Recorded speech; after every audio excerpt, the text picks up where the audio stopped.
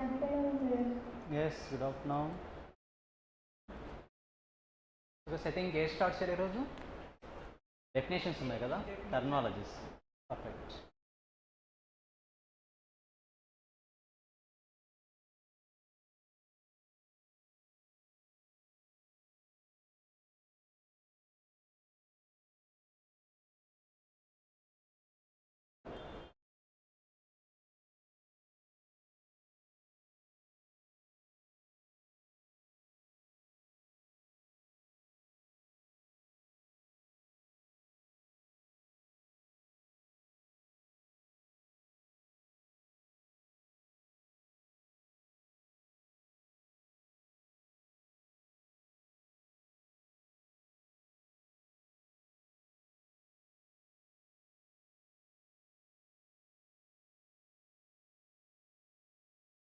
So guys, definitions మన understanding కోసం మాత్రమే, ఎగ్జామినేషన్ పాయింట్ ఆఫ్ వ్యూ అయితే ఇంపార్టెంట్ కాదు. ఓకేనా?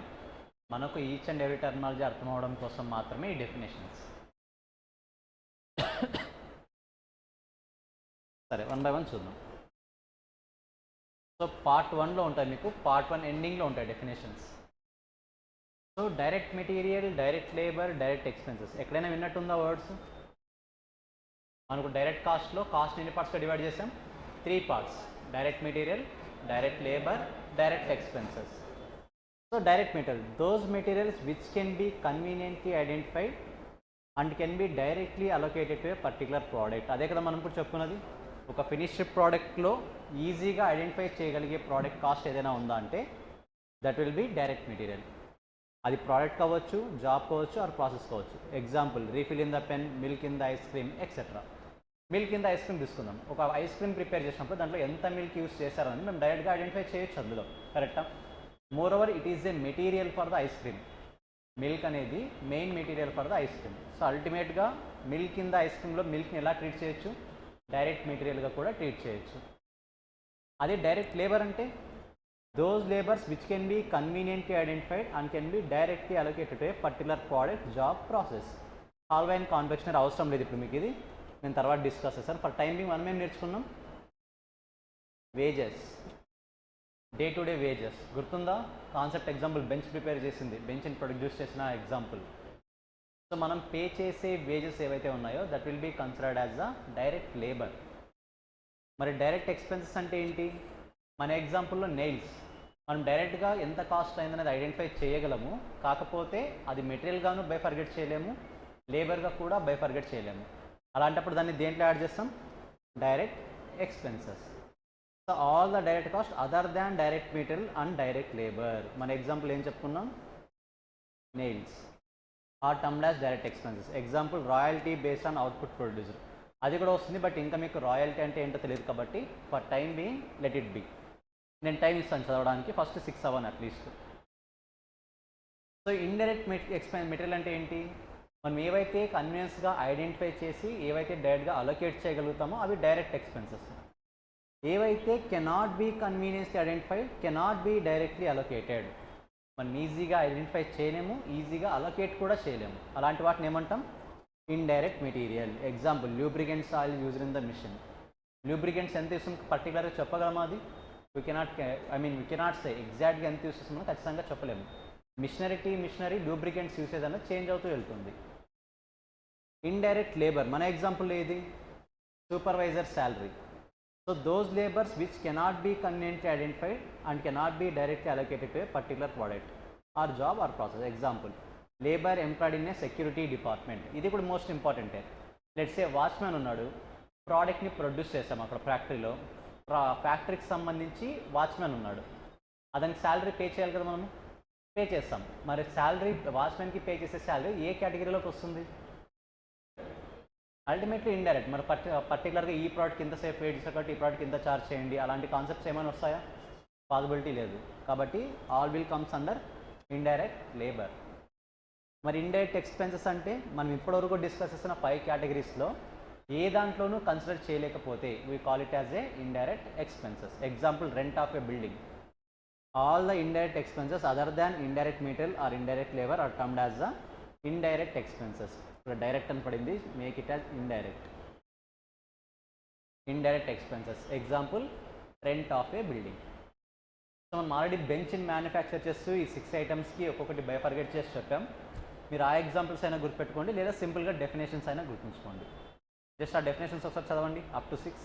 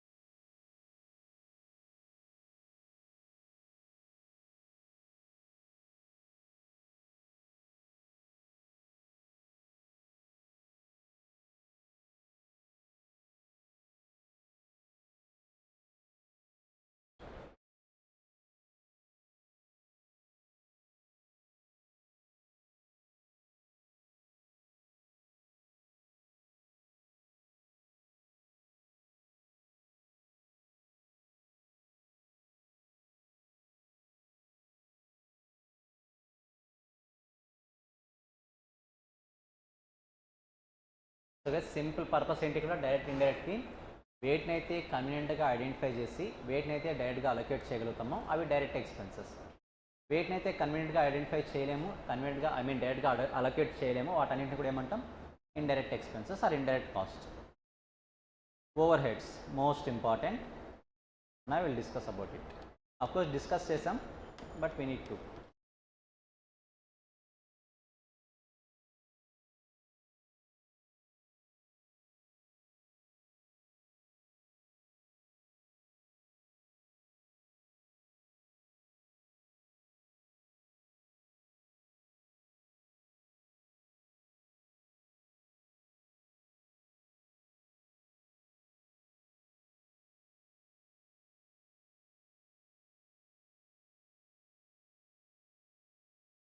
సో మన జనరల్గా ఎన్ని టైప్స్ ఆఫ్ డిపార్ట్మెంట్స్ ఉన్నాయని చెప్పాం, 3 right, administration, manufacturing, selling and distribution. So మ్యానుఫ్యాక్చరింగ్లో ఏ టైప్ ఆఫ్ ఎక్స్పెన్సెస్ ఇంకర్ అవుతాం, direct as well as indirect. అడ్మినిస్ట్రేషన్లో ఓన్లీ ఇండైరెక్ట్, సెల్లింగ్ అండ్ డిస్ట్రిబ్యూషన్లో ఓన్లీ ఇండైరెక్ట్. ఈ 3 టైప్ ఆఫ్ ఇండైరెక్ట్ ఎక్స్పెన్సెస్ అన్నీ యాడ్ చేస్తే we call it as A over head. క్లియర్గా already discuss చేసిందే కదా ఇది.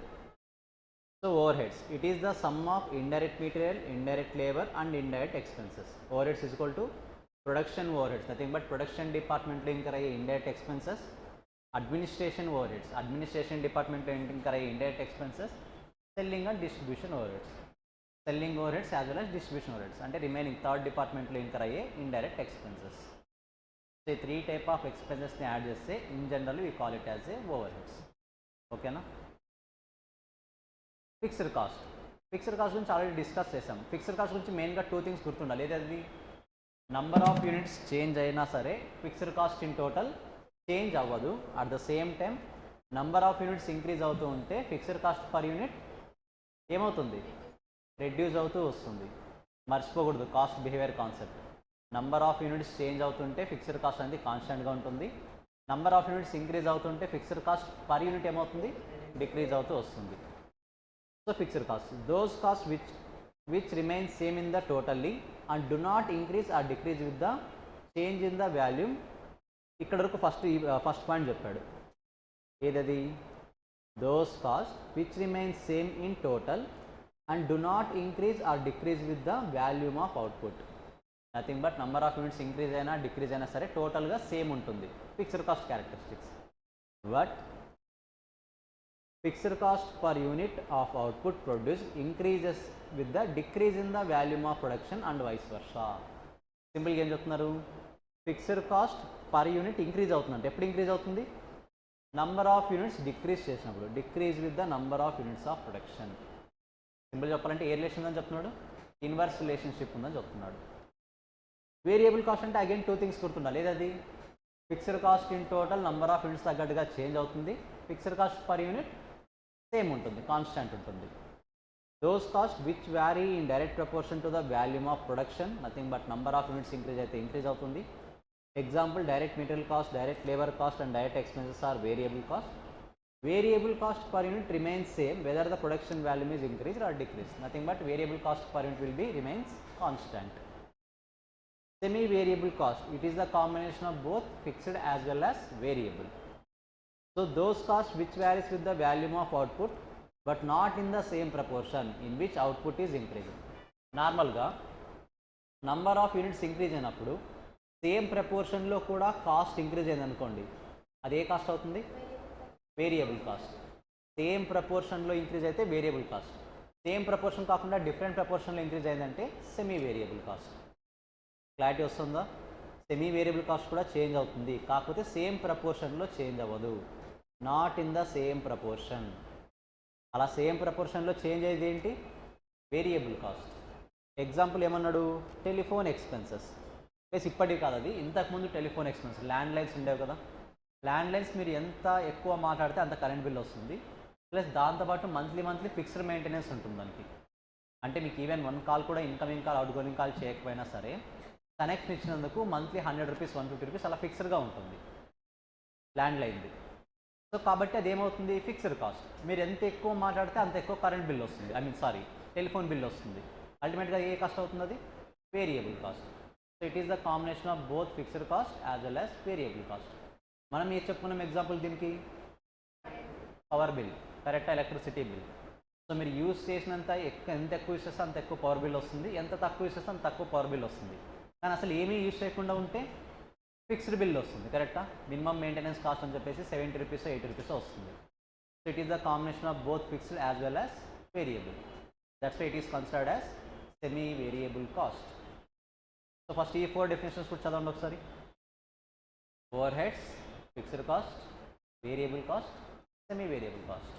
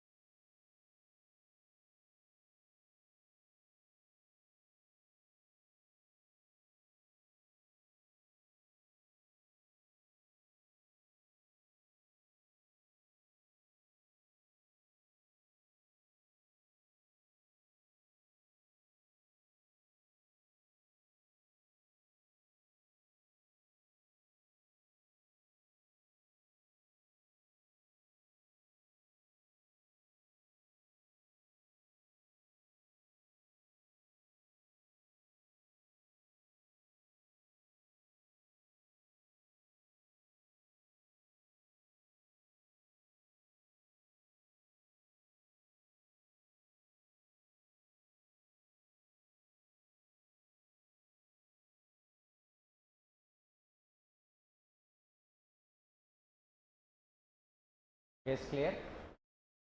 Overheads, nothing but it is a sum of all indirect expenses, fixed cost, variable cost, semi variable cost. Now controllable cost, uncontrollable cost. మనం already discuss చేసింది. Controllable cost అంటే manager which can control, cost which can be control by management. Example, cost of raw material. ఇప్పుడు as a మేనేజర్గా ఉన్నప్పుడు నువ్వు high cost రా material కొనాలా, లో కాస్ట్ రా మెటీరియల్ కొనాలా, నువ్వు డిసైడ్ అవ్వగలవా అవ్వలేవా, డిసైడ్ చేయొచ్చు. So it is controllable cost. Uncontrollable cost, cost which cannot be control by the management. Example, rent of a factory. Once fix అయింది అంటే ఖచ్చితంగా అది మనం అవాయిడ్ చేయలేము. Normal cost, abnormal cost. So cost which is normally incurred at a given level of output, it is treated as a part of cost of production. Example, cost of material, cost of labor. ఇక్కడ normal cost అంటే ఏంటి, abnormal cost అంటే ఏంటి? యాక్చువల్గా ఇక్కడ కాస్ట్ని loss అనే వర్డ్తో కూడా use చేస్తాం జనరల్గా. లెట్స్ సే మీరు ఒక ట్రక్లో 100 kgs ఆఫ్ రా మెటీరియల్ తీసుకొస్తున్నారు.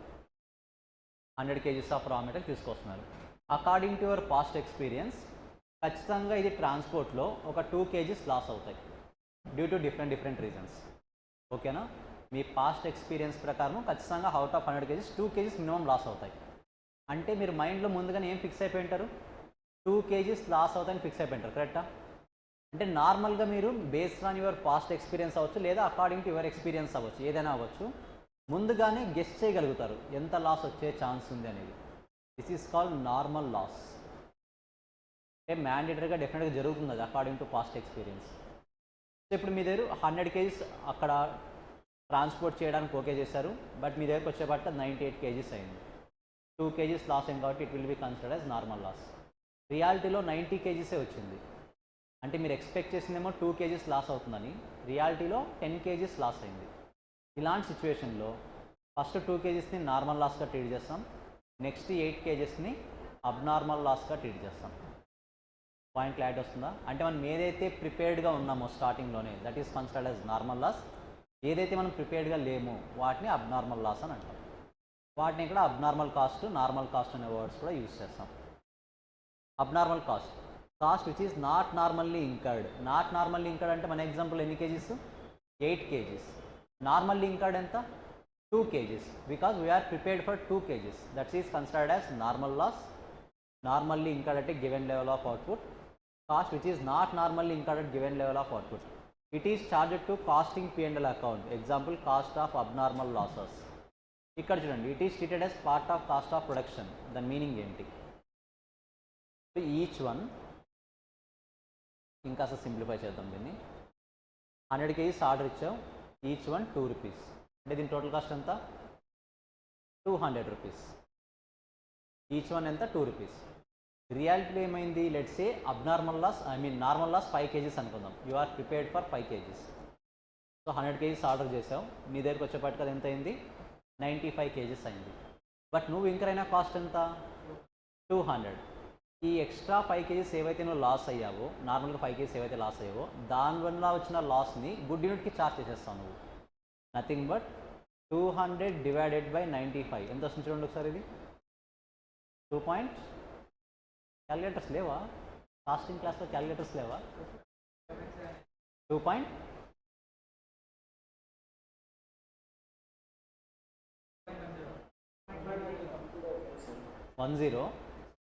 2.10 కరెక్టేనా గైస్? నార్మల్గా కాస్ట్ ఎంత?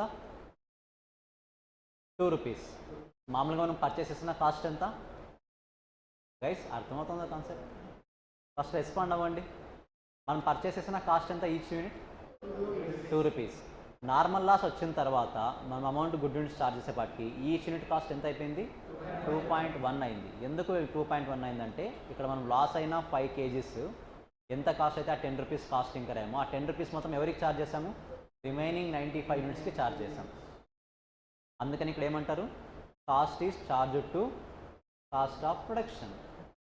అంటే గుడ్ యూనిట్స్కి ఛార్జ్ చేసేస్తాం అది.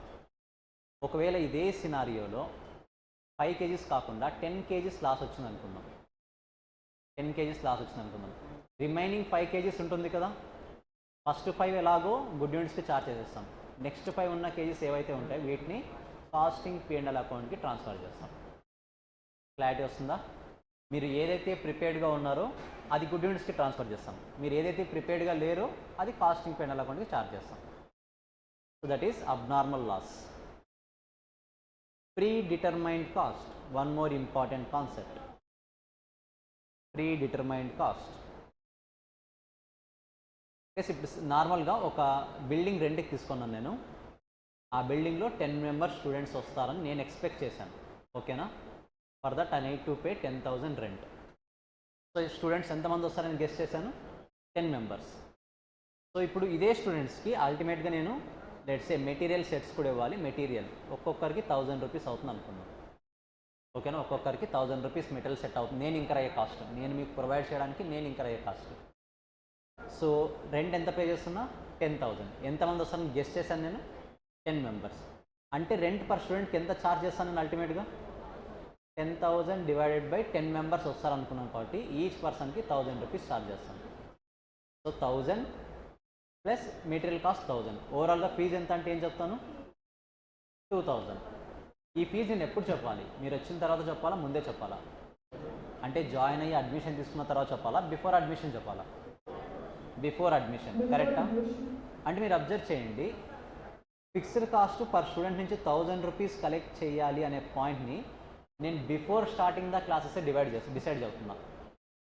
ఫిక్స్డ్ కాస్ట్ని పర్ స్టూడెంట్ నుంచి 1000 రూపీస్ కలెక్ట్ చేయాలనే పాయింట్ ఎప్పుడు డిసైడ్ అవుతున్నాను నేను, before starting the classes. That's why it is called predetermined cost.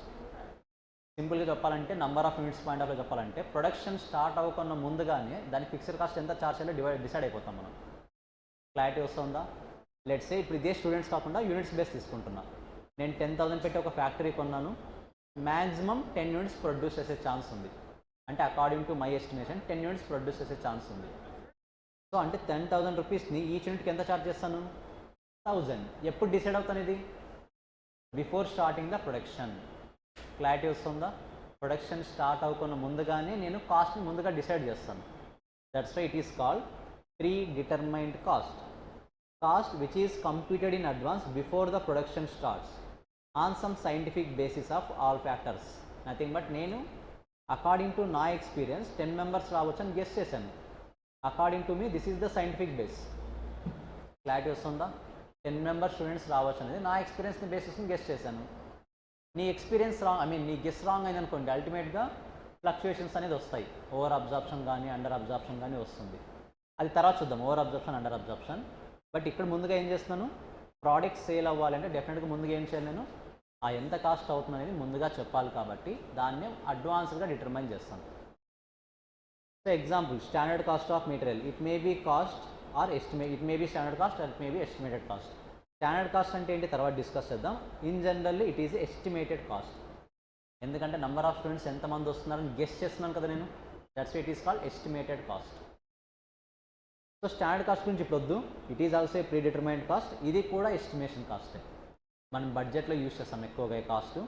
అక్కడ డిస్కస్ చేద్దాం స్టాండర్డ్ కాస్టింగ్ గురించి. Marginal cost, it is the sum of direct material, direct labour, direct expenses and variable over heads. Plus మీరు group 1 అయినా group 2 అయినా మనకి మెయిన్గా biggest concept ఏదైనా ఉందంటే కాస్టింగ్లో, that is marginal cost. Almost మీరు ఏ గ్రూప్లో ఉన్నా సరే 20 to 25 మార్క్స్ క్యారీ చేస్తుంది ఇది, ఓన్లీ మార్జినల్ కాస్ట్ అనే చాప్టర్. అది గ్రూప్ 1 అయినా సరే, గ్రూప్ 2 అయినా సరే, సిఏ అయినా సరే, ఎవరైనా సరే. సో అంత ఇంపార్టెంట్ కాన్సెప్ట్ ఉంది ఇది. మనం ఎలాగో ఫస్ట్ ఇదే స్టార్ట్ చేస్తాం కాబట్టి for time being let it be. సింపుల్గా ఏం గుర్తుపెట్టుకుంటారు, it is a sum of direct material, direct labour, direct expenses and all type of variable overheads. అన్నీ కూడా యాడ్ చేస్తే will get the marginal cost. దాని గురించి డిస్కస్ చేద్దాం ఫర్దర్గా, ఓకేనా? Estimated cost. ఎస్టిమేషన్ అంటే ఏంటి, గెస్సింగ్, రైట్? ఎప్పుడు గెస్ చేస్తాం, ముందుగానా తర్వాత? That's why it is also called predetermined cost. Estimated cost అన్నా, స్టాండర్డ్ కాస్ట్ అన్నా, లేదా ప్రీ డిటర్మైన్డ్ కాస్ట్ అన్నా, గెస్సింగ్ కాస్ట్ అన్నా, ప్రిడిక్టెడ్ కాస్ట్ అన్నా, అన్నీ కూడా సేమ్ మీనింగే, ఓకేనా? అంతకుమించి ఏం చదవద్దు, అవసరం లేదు అది. నౌ డిఫరెన్షియల్ కాస్ట్, ఇది important. So increase or decrease in total cost due to the change in activity level, technology, process or method of production. చూద్దాం ఒకసారి. గైస్, మీరు 2 మిషన్స్ కొన్నారు, మిషన్ లేదు సింగిల్ మిషన్ అనుకుందాం. You have machine A. ఇప్పుడు ఒక CA, CMA ఇద్దరు argue చేస్తున్నారు. ఈ మిషన్ ఏకి ఇది డిప్రిషియేషన్ వచ్చేసి straight line method depreciation apply చేయాలా, written down value depreciation apply చేయాలా అని చెప్పేసి, ఓకేనా? సో ఒక పర్సన్ ఏమో స్ట్రైట్ లైన్ ప్రకారం చేద్దామంటున్నారు, ఇంకో పర్సన్ ఏమో రిటర్న్ డౌన్ వాల్యూ ప్రకారం చేస్తాం అనుకుంటున్నాడు. So company a straight line base చేసుకొని డిప్రిషియేట్ చేసింది, కంపెనీ బి అదే మిషన్ని రిటర్న్ డౌన్ వాల్యూ బేస్ చేసుకొని డిప్రిషియేట్ చేసింది. ఇది పర్ ఇయర్కి 10,000 డిప్రిషియేషన్ ఛార్జ్ చేసింది, ఇది 20,000 డిప్రిషియేషన్ ఛార్జ్ చేసింది according to return down value. So మీరు మెథడ్ని చేంజ్ చేయడం వల్ల ఎక్స్ట్రాగా ఎంత ఛార్జ్ చేయాల్సి వచ్చింది, that is called differential cost. మీరు మెథడ్ని చేంజ్ చేయడం ద్వారా ఓవరాల్గా ఏమైంది, ఎక్స్ట్రా బర్డెన్ వచ్చింది, లేకపోతే ఒకసారి కొన్నిసార్లు బర్డెన్ కూడా తగ్గొచ్చు. That is called differential cost. Differential cost అంటే ఇంక్రీజ్ అవ్వాలని రూల్ లేదు, ఇంక్రీజ్ అవ్వచ్చు, డిక్రీజ్ అవ్వచ్చు, ఏదైనా అవ్వచ్చు.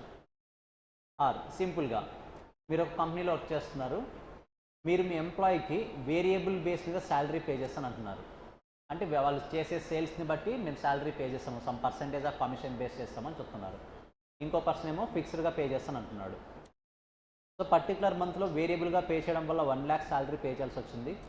అదే పర్సన్కి వేరే మంత్లో ఫిక్స్డ్గా పే చేయడం వల్ల 80,000 పే చేయాల్సి వచ్చింది. మీరు ఫాలో అయిన డిఫరెంట్ అప్రోచెస్ వల్ల శాలరీలో డిఫరెన్స్ వచ్చిందా లేదా? అల్టిమేట్గా నీకు కాస్టా కాదా? ఇక్కడ ఏమైంది, నీకు 20,000 సేవ్ అయింది ఫిక్స్డ్ కాస్ట్ వెళ్ళడం వల్ల. It is called differential cost. అది ఇంక్రీజ్ అవ్వచ్చు, డిక్రీజ్ అవ్వచ్చు. మీరు డిఫరెంట్ మెథడ్స్ యూస్ చేయడం వల్ల కానీ, డిఫరెంట్ మిషనరీస్ అవ్వచ్చు, ప్రాసెస్ అవ్వచ్చు, లేదా డిఫరెంట్ యూనిట్స్ ప్రొడ్యూస్ చేయడం అవ్వచ్చు. వీటన్నింటి వల్ల ఏదైనా కాస్ట్లో చేంజ్ వచ్చింది అంటే we call it as A differential cost. ఇప్పుడు మీ లొకేషన్ నుంచి కాలేజ్కి రావడానికి లెట్స్ సే బస్సెస్కి అయితే 20 రూపీస్ ఛార్జ్ అనుకోండి, మెట్రోకి 40 రూపీస్ అవుతుంది. మీరు వే డిఫరెంట్గా సెలెక్ట్ చేసుకోవడం వల్ల ఎక్స్ట్రాగా ఎంత కాస్ట్ అవుతుంది? 20. That is called differential cost. అంటే మెథడ్ని చేంజ్ చేయడం వల్ల అవ్వచ్చు, లేకపోతే టైంని చేంజ్ చేయడం వల్ల అవ్వచ్చు, యూనిట్స్ని చేంజ్ చేయడం వల్ల అవ్వచ్చు. What ever it may be the reason, కాస్ట్లో చేంజ్ వచ్చింది అంటే we call it as A differential cost. I hope clear. Imputed cost, notional cost which do not involve any cash outlay. Example interest on own capital. ఈ ఒక్క point కూడా discuss చేద్దాం. ఈ ఒక్క point discuss చేసి నేను టైం ఇస్తాను. ఒక బిజినెస్ స్టార్ట్ చేయాలి, దానికి మనకు ఒక 10 crore కావాలి. మీరు ఏదో ఒక బిజినెస్ స్టార్ట్ చేద్దాం అనుకున్నారు, దానికి సంబంధించి ఒక 10 crore కావాలి. మీకు 2 ఆప్షన్స్ ఉన్నాయి. ఒకటి, మీ దగ్గర ఆల్రెడీ మనీ ఉంది, ఓన్ ఫండ్. సెకండ్ ఆప్షన్, మీ దగ్గర మనీ లేదు, you have to take loan. ఓకేనా? ఫస్ట్ లోన్ ఆప్షన్ గురించి మాట్లాడదాం. లోన్ తీసుకున్నావు కాబట్టి according to the purpose legal entity, idea ఉందా? సపరేట్ లీగల్ ఎంటిటీ, కంపెనీ వేరు, ఓనర్ వేరు. ఇలాంటప్పుడు ఈ లోన్ మీద డెఫినెట్గా నువ్వు ఏదైతే ఇంట్రెస్ట్ పే చేస్తావో రికార్డ్ చేయాల్సిన అవసరం లేదా? బికాజ్ నువ్వు వేరే పర్సన్కి పంపిస్తావు కరెక్ట్ మనీని. లెట్స్ ఏ బ్యాంక్ దగ్గర నుంచి తీసుకుని ఉంటే బ్యాంక్కి ఇంట్రెస్ట్ పే చేస్తావు. ఎంట్రీ ఏం రాస్తావు? Interest account data to cash. అంతే కదా, క్యాష్ బయటకు వెళ్తుంది మన దగ్గర నుంచి. ఇంట్రెస్ట్ అనేది మనకు debit item. Interest account data to cash అంటే క్యాష్ మన నుంచి బయటకు వెళ్తుందో వెళ్ళట్లేదా? వెళ్తోంది. ఇది ఫస్ట్ సినారియో. దీన్నే ఎక్స్ప్లిసిట్ కాస్ట్ అంటాం. Explicit cost. Second scenario, own fund. నీదే 10 crores. సో అల్టిమేట్గా అకౌంట్స్ రికార్డ్ చేస్తున్నావు, అకౌంట్స్ ప్రిపేర్ చేస్తున్నావు. According to separate legal entity, you as the owner different from the company. కరెక్టా? మరి అకౌంట్స్లో ఇంట్రెస్ట్ పే చేసినట్టు రాయాలా వద్దా?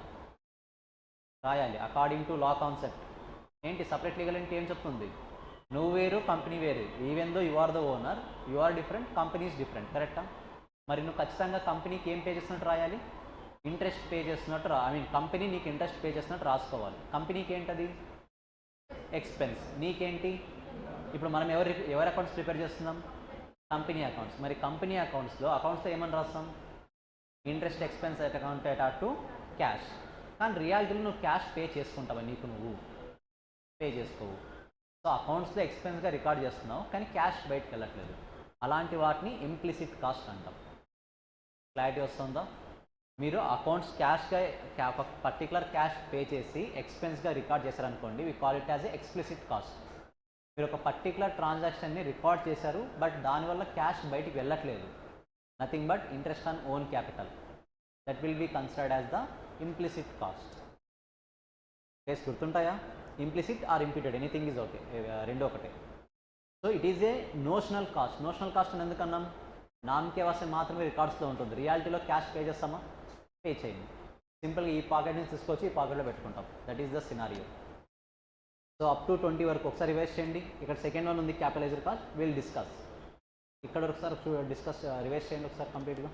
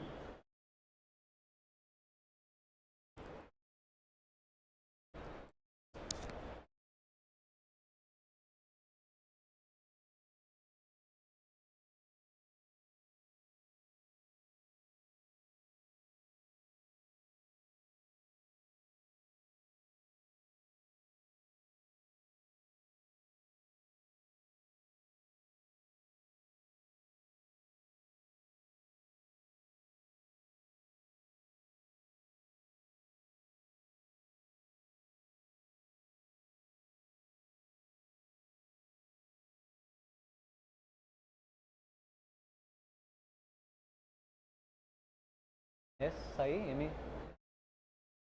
డౌటా?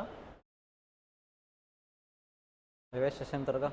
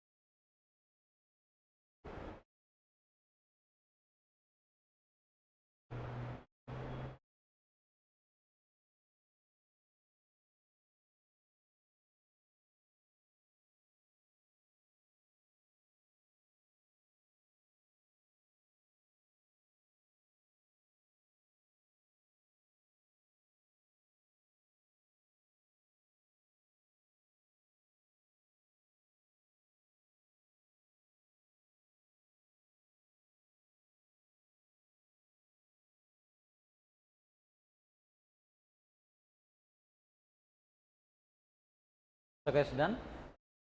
Next one, capitalized cost. Costs which are initially recorded as asset and subsequently treated as expenses. So starting లో దీన్ని asset లా record చేస్తాం, further పీరియడ్స్లో ఎక్స్పెన్స్గా treat చేస్తాం. Very simple, purchase of A asset. ఒక అసెట్ని పర్చేస్ చేసినప్పుడు first ఎలా రికార్డ్ చేస్తాం, దాన్ని అసెట్గానే record చేస్తాం. బట్ నెక్స్ట్ ఇయర్ నుంచి ఏం చేస్తాం, దాన్ని డిప్రిషియేషన్ క్లెయిమ్ చేసుకుంటాం. సో ఫస్ట్లో మీరు ఎలా ట్రీట్ చేస్తారు, దాన్ని అసెట్గా ట్రీట్ చేస్తారు. కమింగ్ డేస్లో ఏం చేస్తారు, ఎక్స్పెన్స్గా ట్రీట్ చేస్తారు. సింపుల్గా చెప్పాలంటే అసెట్ పర్చేస్ చేసి డిప్రిషియేషన్ క్లెయిమ్ చేసుకోవడం.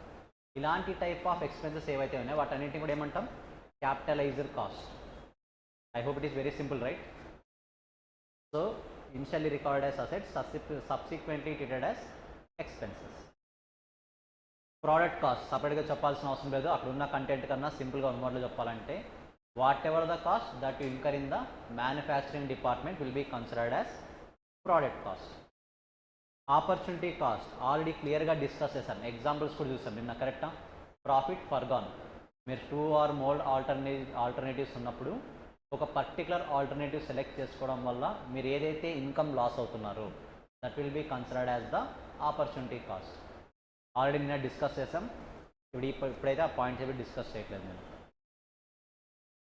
అవుట్ ఆఫ్ పాకెట్ కాస్ట్, ఇందులో ఇంకో పాయింట్ ఉంది ఇక్కడ, out of pocket cost. Cost which involves cash outlay. Example, wages of workers.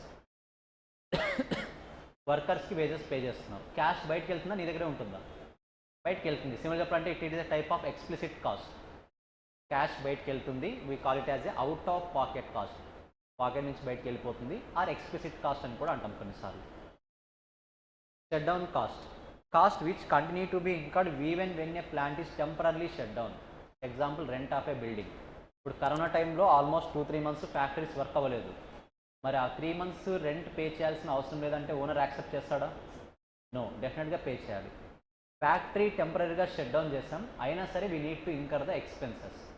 In such cases we call it as a shut down cost. Shut down cost అంటే always unavoidable cost. మీరు at any cost వీటిని avoid చేయలేరు. Even though మీకు ఎంత పెద్ద issue వచ్చినా సరే we cannot avoid it. అలాంటి టైప్స్ ఆఫ్ కాస్ట్ని షట్ డౌన్ ఎక్స్పెన్సెస్ అంటాం. ఓకేనా? సంక్ కాస్ట్ ఆల్రెడీ డిస్కస్ చేసిన పాయింటే, పాస్ట్లో ఇంకర్ అవుతాం, దాని ఇన్ఫ్లుయెన్స్ ప్రజెంట్లో ఉంటుందా ఉండదా? ఉండదా? ఉండదు. ఆపర్చునిటీ కాస్ట్ అయితే ఇన్ఫ్లుయెన్స్ ఉంటుంది. డిస్క్రిషనరీ కాస్ట్, ఫిక్స్డ్ కాస్ట్లో 2 categories ఉన్నాయి, ఐడియా ఉందా? ఏవేవి? Committed cost, discretionary cost. Committed cost previous management చెప్పిన దాన్ని ఖచ్చితంగా ఫాలో అవ్వాల్సి వస్తుంది, we cannot change. Discretionary cost అయితే వీ కెన్ చేంజ్.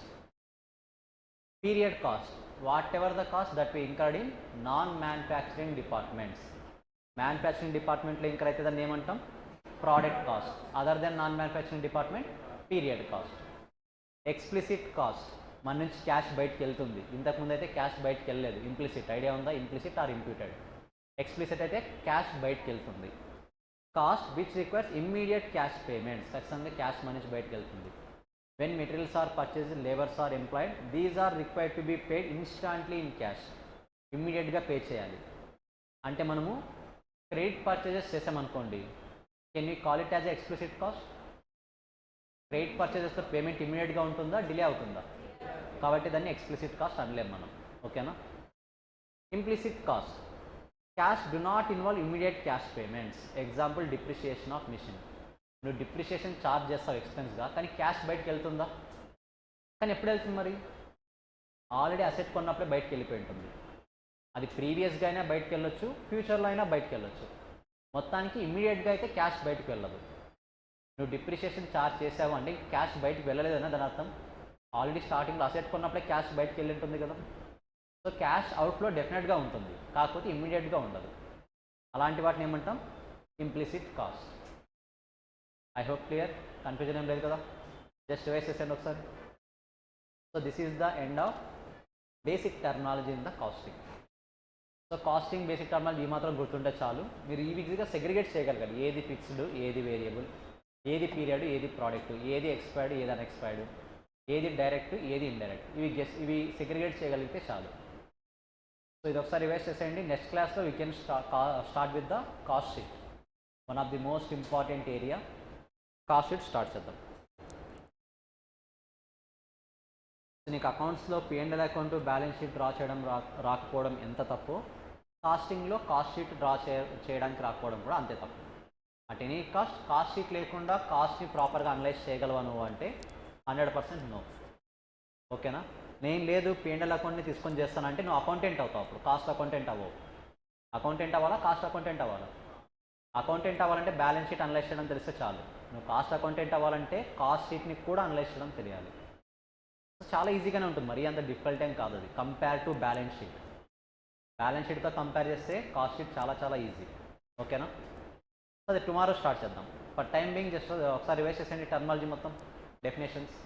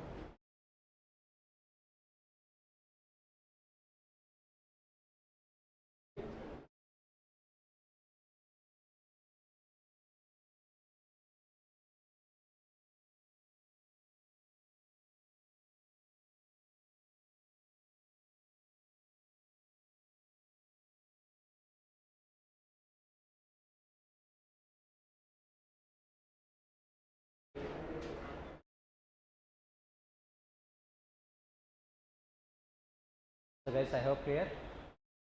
సో ఒకసారి టుమారో వస్తున్నప్పుడు టర్మినాలజీస్ మాత్రం రివైజ్ చేసుకున్నాండి. సో టుమారో మెయిన్గా కాస్ట్ షీట్ అనే కాన్సెప్ట్ని స్టార్ట్ చేద్దాం. Meet in next class. By.